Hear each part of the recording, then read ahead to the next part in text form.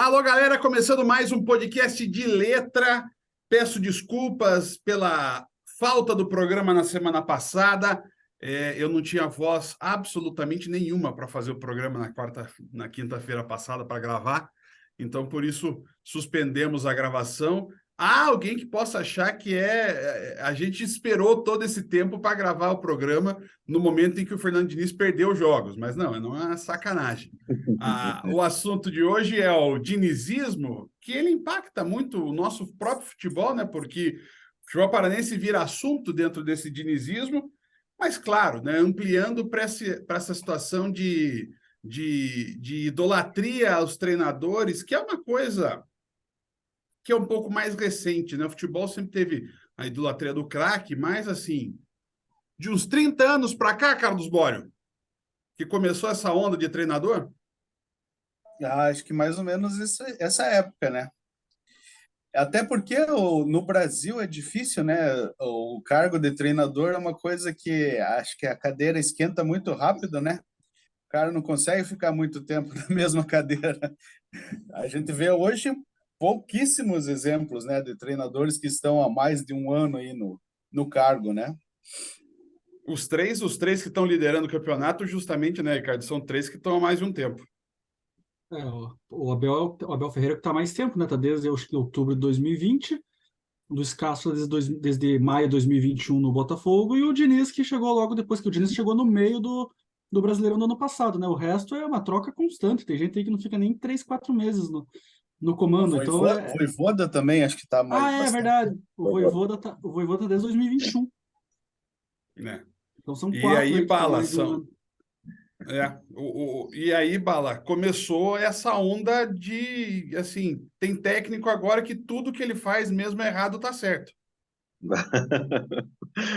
Acho que os técnicos também eles aprenderam a se vender também, né? Acho que desde a época, acho que começou com o Luxemburgo assim, tal, né? Acho que é um cara que se vendeu bem assim, tal, né? Aquela coisa de eu sou muito bom, sou muito acima dos outros, né? E vendeu essa imagem e os outros foram na onda Eu dele, né? uso E daí quem não terno. sair, não, eu sou professor, né?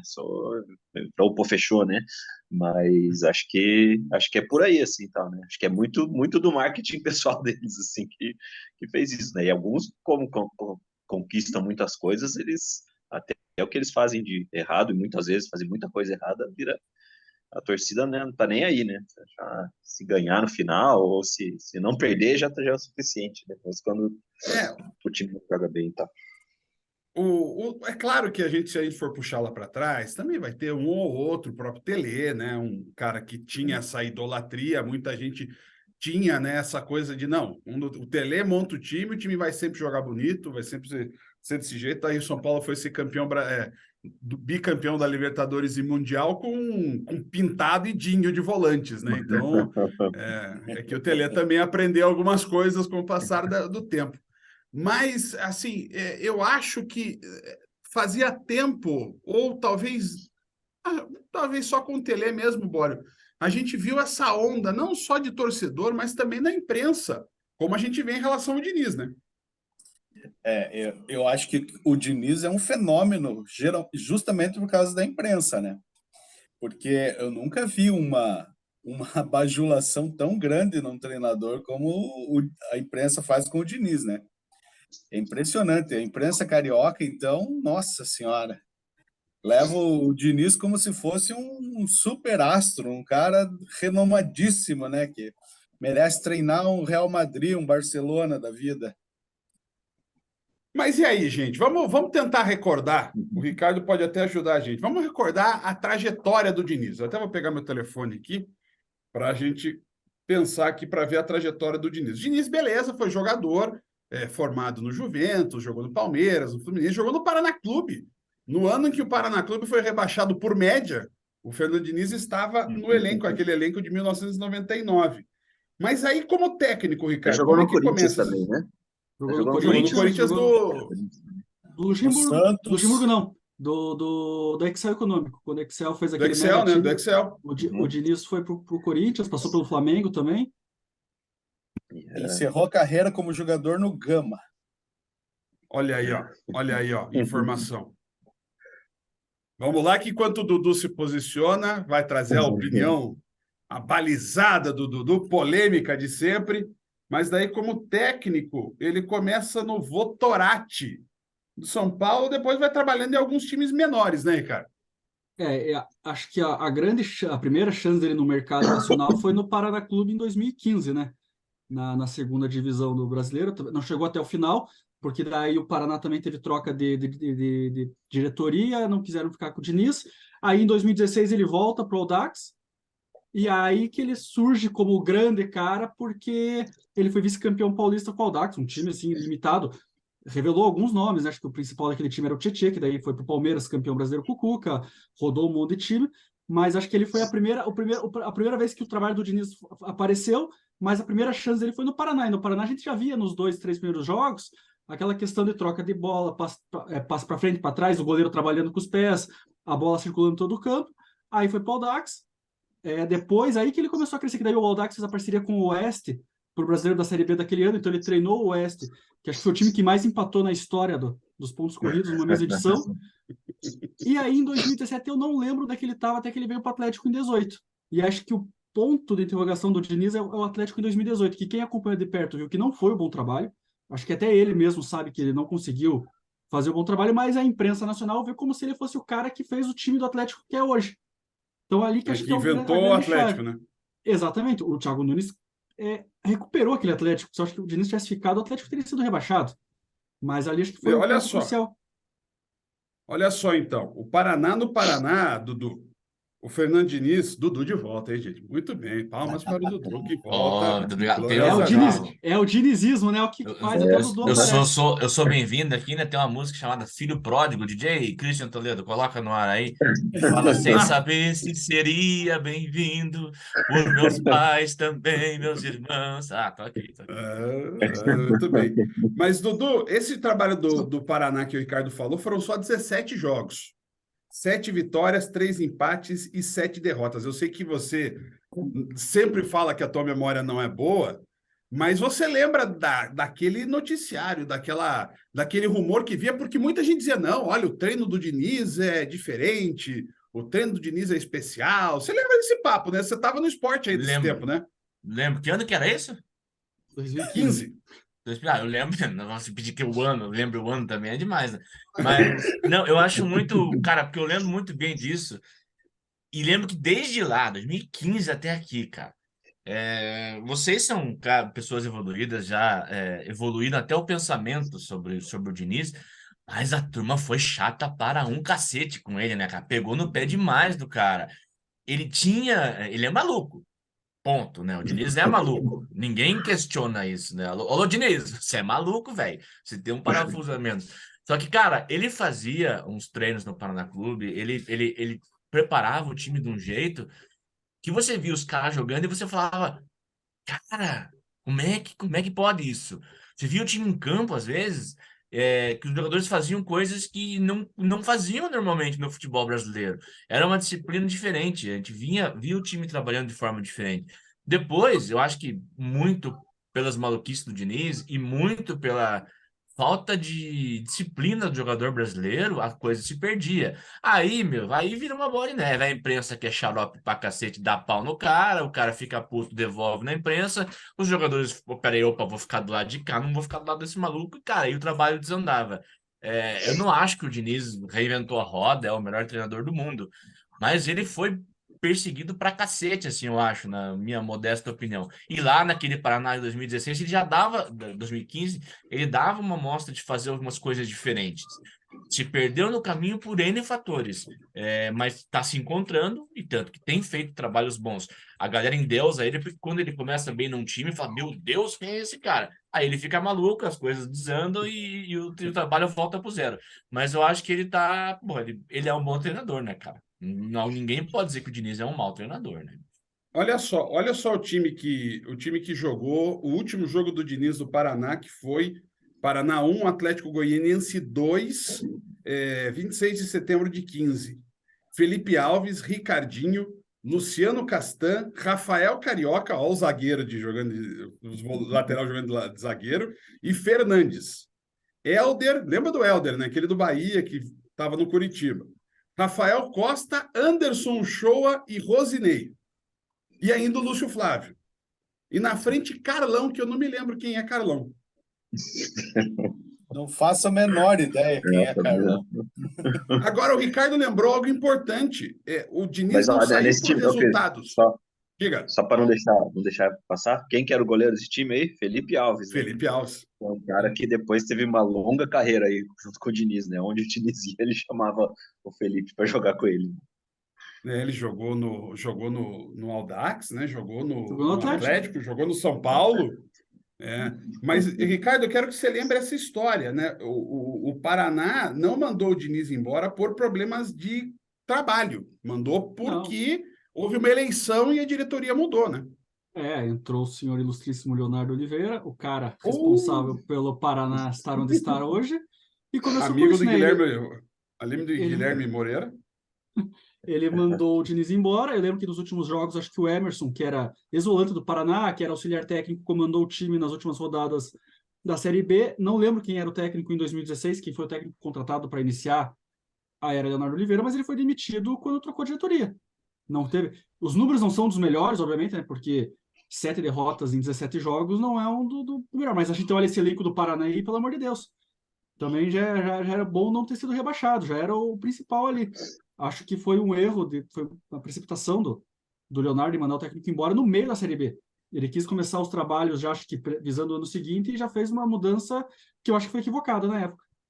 Não foi o Dado Cavalcante que veio depois? Tenho que pesquisar aqui, mas de cabeça não, porque tem tanto técnico no Paraná que é difícil decorar, né? Pois é. Aí o Diniz foi lá para São Paulo, foi vice-campeão, treinou o Oeste, treinou o Audax, treinou o Oeste / Audax, né? Tudo junto, foram mais de 100 jogos nessa sequência. Aí ele vai para o Guarani. Isso. Ele é E não contratado treina o pelo Guarani. Guarani. Ele é contratado pelo Guarani, assume o Guarani, toma posse do Guarani e no dia seguinte ele sai do Guarani para treinar o Atlético. E aí vocês lembram que também tinha o papo, né, Bório, Dudu, Ricardo e Bala, tinha o papo que o Petralha tinha se encantado com o Diniz, né? Tem até hoje, né? Hoje. Quando o Diniz foi mandado embora, especulou-se muito que o Diniz voltaria em 2019, quando o Thiago Nunes ainda era interino. Toda hora especulava que o Diniz ia voltar. Aí você já vê que o problema é o negócio da maluquice do Diniz, né, cara? Porque o Petralha gostar dele, cara, tem que ser maluco também, né? Porque o Petralha também normal não é, né? Cara, mas uma vez eu fui lá, fiz uma entrevista exclusiva com ele lá, acho que era até pro Esporte Espetacular que eles pediram para fazer, bem nessa época do Atlético, quando o Atlético já estava começando a desandar ali, né? E, cara, ele é muito diferente, mesmo pessoalmente, assim, cara. Um cara muito gente boa, tudo assim, tal, mas cara, você às vezes fica com medo das respostas que ele te dá, assim, tal, porque, e ele te olha, parece que ele vai sugar tua alma, assim, tal. Ele te olha de um jeito, cara. Maluco, cara. Gente maluca é muito legal, velho. Mas é um cara muito legal de trocar ideia, assim, cara. Tipo, você vê que ele tem muitas convicções sobre futebol, assim, tal. Mas você vê que, cara, ele é diferente em tudo, assim, cara. É um cara muito diferente. Eu me lembro que até uma vez reclamaram, né, por causa das fotos do Diniz, mas eu lembro, o Bório era o nosso fechador principal de empréstimo, e a gente fechava site, né, Ricardo? Assim, não vinha a foto normal do Diniz. Não vinha. Era só o Diniz com o olho virado, ou era o Diniz com a cara torta. Era cara ele de com ódio, né? Uma coisa assim. E aí eu tô vendo o Diniz no Atlético. O Diniz ficou no Atlético só 21 jogos. Ele ficou 10 jogos. 10 ou 9? 1, 2, 3, 2, 4, 6, 9. 9 jogos invicto. 9 jogos invicto. Deixa eu ver se não são mais. Tem mais um aqui. Isso, ficou 10 jogos invicto.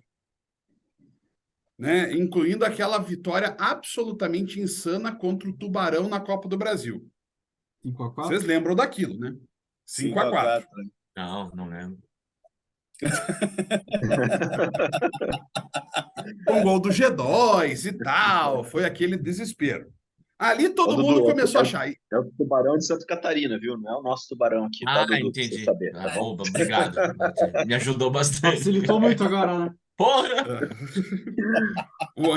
Para melhorar, Dudu, o antigo Atlético Hermann Aichinger, né, Bório? Vamos, Heistinger de Nossa, Herman Ibirama. Eichinger, vocês bem são isso. muito velho, cara. Deus. Então, aí vai o Diniz, ele passa na Copa do Brasil do Tubarão, passa pelo Ceará nos pênaltis, passa pelo São Paulo, empatando aquele jogo lá no Morumbi, que o Atlético fez um jogo bom, e vai fazendo jogos e tal. E aí eu me lembro, Ricardo, você vai lembrar disso, o Ricardo vai lembrar, que vem um famoso jogo 0 Atlético, 0 Grêmio, na Arena da Baixada, que virou o maior jogo da história do Brasileirão pela Uma imprensa do Rio e aula São de Paulo. futebol. Uma aula de É, futebol. Mas eu acho que esse jogo foi depois daquele 5-1 contra a Chapecoense, não foi? Que teve um foi. 5-1 contra... que o Atlético simplesmente saiu perdendo logo no começo e de repente incorporaram 11 Fernando Diniz no campo e o Atlético jogou assim, um negócio absurdo. Que o Bruno Guimarães até jogou de zagueiro. Acho que esse foi um grande erro do Diniz colocar o Bruno Guimarães como zagueiro ali, mas aquele 5-1 seguido com esse 0-0 contra o Grêmio, que mostraram, o Diniz é um cara revolucionário, o cara sabe de futebol e tal, porque ele jogou contra o Grêmio, jogo lá e cá, os dois times atacando e pressionando, então, assim, foi o 0-0 mais comentado da história. E realmente foram os dois Olha jogos só, que o Atlético foi bem, depois desandou a carroça, né? olha só a escalação do Atlético nesse jogo. 3 zagueiros. Santos no gol, os 3 zagueiros. Zé Ivaldo, Pavês e Bruno Guimarães. Pavês chileno volante. Aí na direita o Jonathan, na esquerda o Thiago Carleto. No meio, Camacho, Matheus Rosseto e Nicão. Na frente, Pablo e Ribamar. Ei, Ribamar! Aí, a A cara mudança do que o Dudu de Diniz quem é fez. Ribamar. Ele tá Lembrar tava quem é pensando ali Ribamar. na quantidade de fraldas que ele precisa comprar essa semana. Pior que você tá falando do moleque, o moleque tá aqui do lado, nós botamos ele deitado no negocinho aqui, e o Piá tá faz 1 hora ali, velho, sem mexer, sem falar, sem chorar, só tirando uma pira ali e tal. Desculpa aí, pessoal. Assuntos aleatórios daí do futebol. Você falou comigo, Cristiano, tudo bem? Vamos lá, vamos seguir. Mas então, daí esse jogo, como disse o Ricardo, o Wellington Paulista faz 1-0 aos 3 do segundo tempo, e aí o Atlético faz 5. Pablo, Nicão, Carleto, Rosseto e Ederson. São os 5 gols do Atlético. Só que aí, vejam só, o Atlético, então, tem 10 jogos de invencibilidade na primeira sequência. Aí vem uma segunda sequência, em que o Atlético joga 11 partidas e perde 9. Sabe? É um negócio, assim, mais Diniz do que isso não existe. E aí ele foi demitido depois de uma série de 4 derrotas para América, para Sport, para São Paulo e para Botafogo. Eu me lembro desse jogo do São Paulo, talvez o Bório lembre. Foi um jogo em que a torcida ficou indignada, porque fazia um tempão o São Paulo não ganhava na Arena desde 82. Lembra disso? E a torcida ficou revoltada nesse jogo. E é uma coisa assim que é bem característica do Diniz, né? O time dele é altos e baixos. E quando desanda, não tem como voltar atrás. E como o futebol brasileiro não tem essa tradição de manter treinador por muito tempo, ele não consegue recuperar o time. Depois dessa queda brusca, assim, ele não consegue recuperar porque ele não tem tempo. O futebol não deixa ele perder 15 jogos. Cara, e E agora vocês me ajudem aqui. Isso é um problema pro estilo de trabalho do Diniz, né? Ele é maluco, o Dudu falou que ele é maluco, e o Diniz, não sei se todo mundo sabe, mas ele é formado em psicologia, né? Então ele manja de Pois maluquice, né, cara? É a área dele, pô. Eu fico falando maluco, será que a Associação dos Malucos vai reclamar de usar o termo aqui, mas, cara, ele é meio chupeta, né? Meio 021. Vamos usar outras palavras, então. Olha só, Olha, me ajudem aqui a escalar esse Atlético do último jogo contra o Botafogo lá no Newton Santos. Santos no gol. Aí só tem dois zagueiros, Zé Ivaldo e Thiago Heleno. Uhum. Aí não tem lateral direito.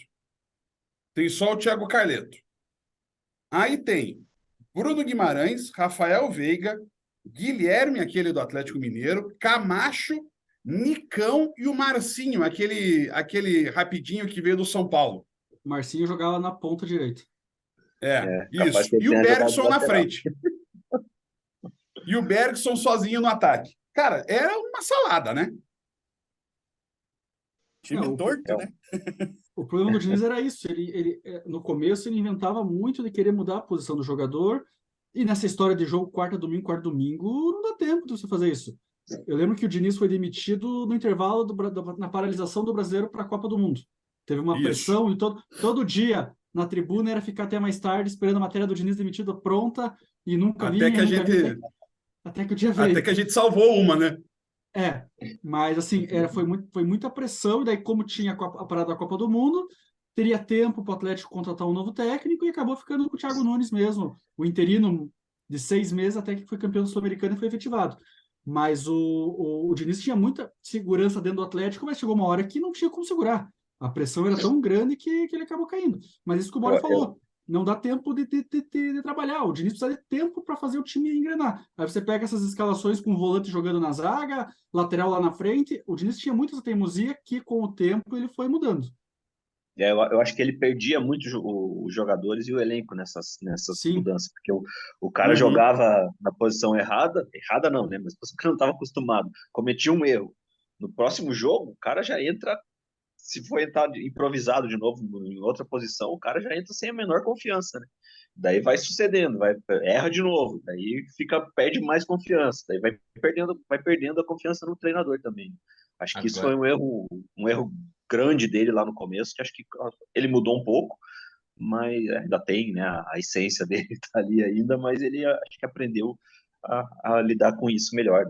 Porque agora uma coisa é ser maluco, outra coisa é ser burro, né, cara? E burro o Diniz não é. Pô, a gente faz umas loucuragens, experimenta algumas coisas, vê o que funciona, vê o que não funciona. Agora ficar insistindo numa coisa errada é bom isso. Ele foi hábil em pegar as maluquices que deram certo, botar em prática e abandonar algumas outras, né? Tanto que tá durando tanto tempo e, porra, talvez nem ele imaginasse que ia ter o nome cogitado para a seleção brasileira em tão curto período de espaço de tempo, assim. Eu não sei vocês, mas para mim, assim, o engate do Diniz, né, quando ele encaixa para fazer um trabalho bom de verdade, é agora, só. Porque depois o Atlético tem 2 São Paulos, Ricardo. Sim. Tem um Vasco, um Santos, e aí sim, tem 3 Fluminenses, né? O Fluminense 2, perdão. O Fluminense de 2018 dele foi preocupante. Que foi, acho que 18, né? Ou 19, não lembro agora qual foi o ano que o Fluminense chegou a estar na zona de rebaixamento. Chegou a Foi perder. 19. 19. Perdeu para o CSA no Maracanã, que ali foi, acho que, a gota d'água, porque o Fluminense não rendia. O Fluminense virou saco de pancada. Aconteceu nessa primeira passagem pelo Fluminense o mesmo que o Atlético. Começou bem, encantando, voando, de repente tropeçou e daí virou uma bola de neve. E eu acho que o São Paulo de 2020 foi um bom trabalho. O problema é que ele abriu 7 pontos na liderança e o pessoal achou que tinha que ser campeão brasileiro, só que o São Paulo não tinha time para ser campeão brasileiro. Mal comparando é o que aconteceu com o Arsenal na Inglaterra agora. O Arsenal abriu um caminhão na frente, começou a perder jogos na reta final e falaram que o Arsenal pipocou, mas o Arsenal não tinha time para ser campeão. E o São Paulo do Diniz a mesma coisa. Só que aí a pressão, 7 pontos na frente, os outros times jogando mal tinham obrigação de ser campeão, e isso aí acabou pesando. E acho que pesou mais também para ele sair do São Paulo foi aquela briga com o Tietê. Acho que ali ele perdeu a mão mesmo, ele mesmo sabe que ele errou. Ali foi um problema grave, que foi ali que acho que ele virou a chave também. Porque o Santos e o Vasco, principalmente, o Vasco foi uma passagem muito curta. Era um desespero para o Vasco subir, ele ficou pouquíssimos jogos, e assim, foi o que a gente falou aqui agora. O Diniz, sem tempo, não consegue fazer um time andar, e aquele time do Vasco era pavoroso. Tanto que ficou em meio de tabela de Série B. E no Santos foi mal, mas acho que agora no Fluminense ele reviu muitos conceitos e tá dando certo. Realmente, o melhor trabalho dele é agora. Interessante que as campanhas do Diniz elas vão ficando parecidas, né? No Atlético foram 5 vitórias, 7 empates, 9 derrotas. No Vasco, 4 vitórias, 3 empates, 5 derrotas. No Santos, 10 vitórias, 7 empates e 10 derrotas, né? O mesmo desenho da campanha dele no Paraná. E é só no Fluminense que aí ele vai ter uma campanha de 63 vitórias até hoje, 25 de maio, quando a gente está gravando, com 23 vitórias e 29 derrotas. O que mudou, vocês acham, gente? Eu vou perguntar primeiro sobre o Diniz, depois vou perguntar sobre o nosso trabalho. Mas o que mudou no Diniz em especial? Pós-Tietê, então, Bala? Eu acho que ele, inclusive com o caso do Tietê, ele aprendeu, eu acho que essa coisa que eu tinha comentado antes, ele aprendeu a ter mais os jogadores perto dele, né? Acho que as improvisações, acho que ele faz hoje, ele continua fazendo uma ou outra, eu acho que ele deve conversar mais com o cara antes de fazer, acho que ele percebeu que ele não geria as pessoas, assim, né? Essa questão da gestão de pessoas que é importantíssimo em qualquer time, acho que isso que ele é uma das coisas que ele mais aprendeu, assim, tá? E outras também, tipo, de não ser tão maluco, assim, né? Não seguir tão à risca as ideias mais doidas dele de improvisar todo mundo, assim, tal. Então, você tira um jogador de posição, 2, tá beleza, né? Mas e também, antes assim, era impossível um time do Diniz, o goleiro dar um chutão para frente. Mesmo se tivesse 5 zagueiros fechando todo o espaço dele, ele tinha que sair jogando, sair driblando, né? Sim. Acho que essas coisas ele aprendeu também. Falou, a hora que tiver difícil, dá um chute para frente, não tem problema, não é vergonha isso, né? Acho que ele mudou alguns conceitos que eram pétreos dele, ele ficou mais flexível, assim, tal, né? E aí Eu acho, ele eu acho que ele diga agora. amadureceu, que nem o Bala falou, ele amadureceu, né? Como treinador, e teve que, como a gente diz, né? Desceu do pedestal, ficou no mesmo nível que os jogadores, conversa de igual para igual e tenta conquistar ou impor o trabalho dele, o jeito de jogar dele, de uma forma mais amistosa, né? Não Sim. uma imposição empurrando com ela abaixo, que ó, vocês têm que fazer assim, tem que jogar assim, tem que ser desse jeito. Como o Bala citou aí a questão do goleiro sair sem dar chutão. Cara, no futebol a gente sabe, chega uma hora que não tem o que fazer. Tem que dar um chutão. Quer jogar a bola o mais longe possível do teu gol, pô. E não tem essa de ficar, não, tem que sair jogando, não pode dar chutão, é proibido dar chutão. Isso aí. O jogador brasileiro, ele tem uma cultura que ele foi criado nessa cultura há 50, 60 anos. Não tem como você querer de um ano para o outro mudar a característica do jogador. Mudar por decreto, né? Por decreto, agora é lei, aqui está estipulado, ninguém mais pode dar chutão. Tanto que virou uma coisa, essa saída agora que estão fazendo, que virou uma coisa mais comum hoje no nosso futebol, que é essa saída de toquezinho do goleiro para os zagueiros ali, sem bater mais, quase não tem mais tiro de meta, né? Quase você não vê mais aquele chutão de tiro de meta, né? Mas isso foi uma coisa que foi mudando com o tempo. Não foi, agora esse ano é proibido bater tiro de meta com chutão. Não tem isso, não existe. Eu acho que agora é proibido isso, porque desde que mudaram a regra e tiraram a vantagem do vôlei, eu me perdi. Achei que não podia mais chutar também no bolo. Que susto, não é regra. Tá louco. Eu acho que só para exemplificar bem assim, isso, o Fla-Flu agora, né? Quando que 5 anos atrás você imaginava o Diniz armando o time dele quando ficou com um jogador a menos, com todo mundo em cima da área, dentro da própria área ou nas laterais da área ali, né? Impedindo o Flamengo de jogar, de ter uma mísera chance de gol, assim. Ainda teve uma chancinha ou outra de contra-ataque, assim, tal, mas isso mostra que ele amadureceu, né? E principalmente porque depois falaram que ele treina isso no jogo, né? Ele treina isso quando tá lá trabalhando com o time, quando ele tem tempo de treinar com 2 jogadores a menos, até ele falou que treina para saber suportar essas pressões, né? É coisa de Isso doido, ele jamais faria. Jamais faria 5 anos atrás, 4 anos atrás. Assim, tipo, acho que Eu lembro que a gente achava, Bala, a gente achava maluco. O Bório pegou o treino do Antônio Lopes, né? Quando ele treinava. O Dudu pegou o treino do Lopes também, que ele treinava sem adversário. Não, esse. Teve um período no Curitiba que ele treinava sem adversário e perdia ainda. Era complicado. Mas Agora, coisa louca. Tô tentando encaixar aqui um momento cultural faz tempo, mas eu não Opa! sabia como. Eu não sabia como, mas agora vocês deu gancho nessa pergunta. E na fala dos colegas também eu fui construindo meu raciocínio aqui. Cara, eu sim, o jogador brasileiro é um talento nato, né? A gente sabe, bicho, muitos deles nascem com a bola no corpo, como diria nosso querido Valmir Gomes. Mas os caras têm uma dificuldade muito grande de desenvolver pensamento de grupo. Eu entendo, na minha visão, assim, e também de conectar esse pensamento com o treinador. E respeitar as recomendações táticas. Uma hora o cara não concorda e fala, não, vou fazer do jeito que eu quero é, dane-se. Quase falei. Dane-se o treinador. Né? Então, agora vem o momento cultural. Pim! Cara, eu já recomendei isso nas minhas redes sociais que ninguém vê, mas eu acho que é muito legal o fã de futebol assistir aquela série chamada Ted Lasso. Não sei se vocês já viram já. É uma série da Apple TV, que para quem tem gato net é fácil de achar. Cara, é sensacional. O que é essa série? Eu vou resumir em poucas palavras.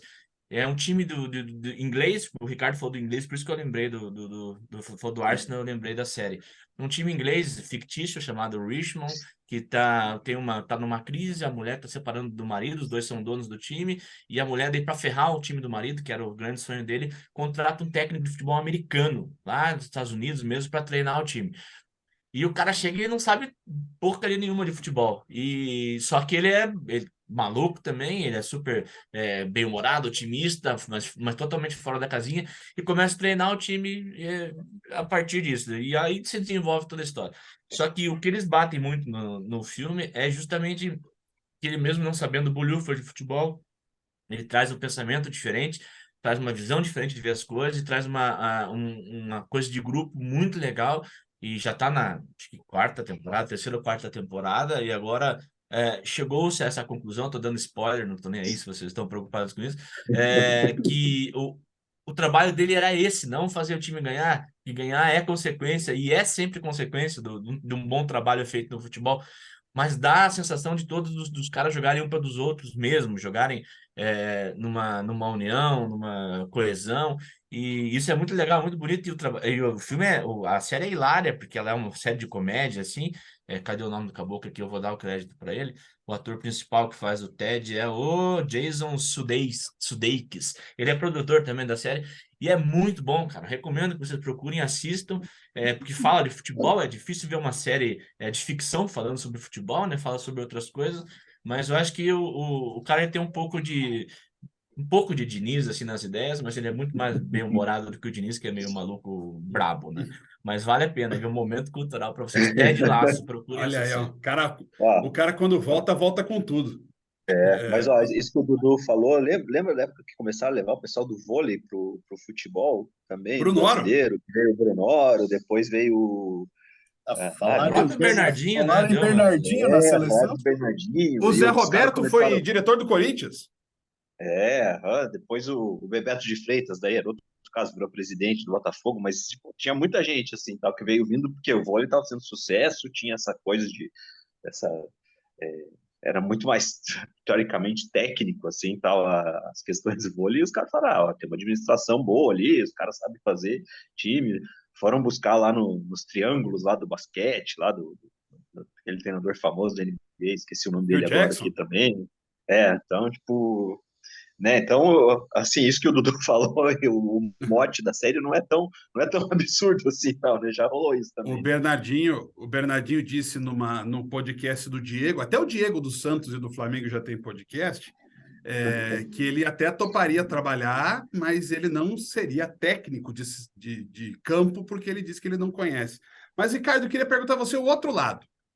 Por que a imprensa é tão, não tem como não falar, tão tarada pelo Diniz? Eu acho que é mais a carência de um bom nome, porque a gente pega ali anos, pelo menos eu, quando eu comecei a acompanhar anos 90, lá os principais eram o Luxemburgo e o Filipão, que eram muito acima. Mas você tinha um Leão, que fez um bom trabalho, você tinha o Paulo Autuori, que fez bons trabalhos, tinha técnicos medianos, assim, no mercado nacional que também foram bem, o próprio Geninho foi campeão aqui no Atlético. Então, sempre Sim. assim, mandava um técnico embora, você tinha 3, 4 no mercado que, pô, dá para ser esse ou aquele. Agora, um técnico é demitido, você não tem outra opção. Eu acho que assim, tem muito time que não manda o técnico embora porque sabe que não vai ter quem contratar. Daí vem aquela cambada de gente de fora, muita gente ainda é contra estrangeiro trabalhar aqui no Brasil, por N fatores. Vem um cara novo, que é da nova geração, porque o Diniz não tem acho que nem 10 anos de técnico de futebol. Tá fazendo bons resultados. Tá num time do eixo maior que Rio-São Paulo. É inevitável que ele ganhe destaque. Eu acredito que se o Diniz tivesse ido mal no Fluminense no ano passado, talvez baixasse um pouco a bola, porque ele vinha de 2, 3 anos meio cambaleando. Mas aí o cara é vice-campeão brasileiro, chega na semifinal da Copa do Brasil com um time limitadíssimo, porque o Fluminense ele tem lá um time titular bom, mas você olha o banco, é piazada e jogador que tem gente que nem sabe quem é. E ano passado ele foi lá, perdia 1, 2 titulares por lesão ou porque o cara era vendido, ele arranjava alguém para colocar no lugar. O time não Tem que contar o Felipe Melo, né? Mas assim, é o cara que até o Felipe Melo ele consegue fazer jogar. Então o Diniz tem a qualidade dele, é inevitável. A gente foi falando aqui, o Atlético começou bem, o São Paulo começou bem. O problema é que o time demorava para andar. E o Fluminense no passado, muita gente apostava isso. Vai começar bem, daqui a pouco vai derrapar. E não derrapava, aí perdia 1, 2 jogos, agora vai. De repente o Fluminense lá emendava 3 vitórias e chegava a brigar pela liderança. Então acho que é inevitável. Acho que é mais a carência e o fato de ele trabalhar em muitos times de Rio-São Paulo. Talvez se ele fosse para um Grêmio, para um Internacional, para um Cruzeiro, que uma época falou muito do Diniz, talvez não tivesse esse lobby todo. Mas aí o cara passa por São Paulo, Santos, Vasco e Fluminense, é difícil segurar o ímpeto nacional, né? Não, isso que você falou de carência, bem, você vê isso, por exemplo, com o Rogério Ceni, com o Renato Gaúcho, toda hora que eles começam a ganhar 2, 3 jogos seguidos, já começa a falar que ele é o melhor técnico do mundo, assim, tal, né? Dorival também. Porque falta nome no mercado. Só que o Dorival ainda não tem tanto esse apelo, né? O Renato e o Rogério, pela trajetória deles no futebol, que foi, né, dentro de campo, foi muito acima do Dorival, não que o Dorival fosse um jogador ruim, mas já é há muito mais tempo que ele jogou também, né? Mas os caras vão correndo atrás, né? Tem que tentar vender manchete, né? Tem que E tentar você vê que é vender notícia, engraçado, né? Dos 4 que o Bala esses citou, caras são caras que vendem, né? o Dorival é o que mais ganhou coisas. Acho que porque assim, o Renato tem uma Copa do Brasil e uma Libertadores 2016, 2017. Mas o Dorival ganhou uma Copa do Brasil com o Santos lá em 2010. Ele subiu o Vasco em 2009 com o pé nas costas naquela Série B. Recentemente ganhou agora Copa do Brasil e Libertadores pelo Flamengo. Ele já tinha chego em outra final com o Santos na Copa do Brasil em 2015. Quer dizer, ele tem uma carreira regular e chegando em briga por título, ganhou o Campeonato Estadual, mas pouco se fala. E aí o Rogério e o Diniz, que tem poucos títulos, já tem um lobby muito maior, porque são técnicos mais novos. Eu não sei se é o que pelo passado como jogador foram mais impactantes que o Dorival Júnior. Então, assim, é uma diferença de histórico, né? O Rogério, a princípio, a rigor, tem um bom trabalho, né? A primeira passagem dele no Fortaleza. O resto, sim, cara. Ele tem um campeonato brasileiro pelo Flamengo, mas que foi mais porque o Inter não quis o título e nem o São Paulo do Diniz do que ele fazer o time andar. Tem muito flamenguista que fala que o Flamengo ganhou apesar do Rogério Ceni, do mesmo jeito que ganhou. Então, né, e ver o que ele fez no São Paulo aí, também pega o São Paulo, cara, a passagem dele pelo São Paulo são medíocres, né? Sim, mas eu nem vou falar dele, porque é um cara que eu não gosto mesmo por outras questões aí e tal. Vamos ter que ter o rogérismo agora, futuramente. Não, mas é questão fora de campo, assim, porque ele fez uma desfeita, na verdade, como torcedor do São Paulo aqui, uma vez que um piazinho que amava ele, era um piazinho, tinha uma doença séria, grave, assim, tal, e a gente combinou que ele ia receber esse piazinho lá no Couto Pereira e ele não recebeu. Tipo, mandou o presidente entregar uma camisa, assim, tal, tipo, foi uma questão muito pesada, assim, tal, cara. Tipo, a partir daquele dia ele caiu completamente no meu conceito, assim, cara, porque como diria aquele amigo nosso, caiu no nosso consenso agora, né? O Fernando Diniz também. Né? Não se faz isso com uma criança, cara. Dá mais uma criança. Gente! Quem é pra gente odiar? O Diniz ou o Rogério Ceni? O Rogério Ceni. Então odiamos. Gente, Dudu, você vai vir de vez em quando, né? De vez em quando eu venho. O Guga também disse que de vez em quando também vai aparecer. A gente volta na semana que vem com mais algum tema. Vamos tentar na semana que vem falar bem de alguém, né? Porque a gente anda falando mal de todo mundo. Então né? nem participo. Até a semana que vem. Valeu! Falou! Valeu! Eu-